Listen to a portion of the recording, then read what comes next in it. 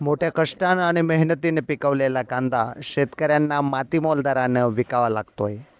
आधीच गारपीट आणि अवकाळी पावसानं 70% कांदा पिकाचं नुकसान झालंय आणि हाती आलेला थोडाफार कांदाही आता मातीमोल भावानं विकला जातोय. त्यामुळे कांदा उत्पादक शेतकरी आता मोठ्या संकटात सापडला आहे.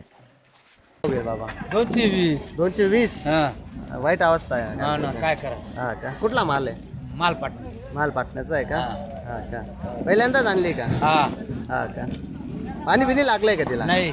नाही का थोडा कलर डाऊन झालाय ना? हा 841 गेलेला आहे हा कांदा. 841. 841 हा सोमवारी 1115 रुपये कांदा गेला होता. आज मार्केट थोडं डाऊन झालेलं आहे. हा का हा राशी गोल्ड म्हणून आहे, व्हेरायटी आहे याची. हा का उजीरखेड्याचा माल आहे हा. हा हा हा खाद्याची कोणी आज आपली 2000ला झाली, जी 1500ची होती. पण आमच्या कांद्याचा काही भाव वाढत नाहीये.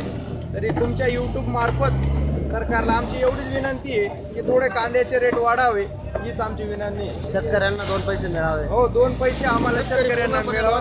लॉस जातोय. व्यापारी कांदा बघून दाबून बघताय, पण कांदा एकदम भारी साईजचा आहे तरी आम्हाला रेट भेटत नाहीये. आम्हाला पेट्रोलसाठी 10-15 मिनिटं थांबावं लागतंय. डिझेल भेटत नाही ट्रॅक्टरांना, तरी आम्ही इकडे येतोय. तरी आमची सरकारची विनंती आहे कांद्याला थोडा रेट वाढवावा.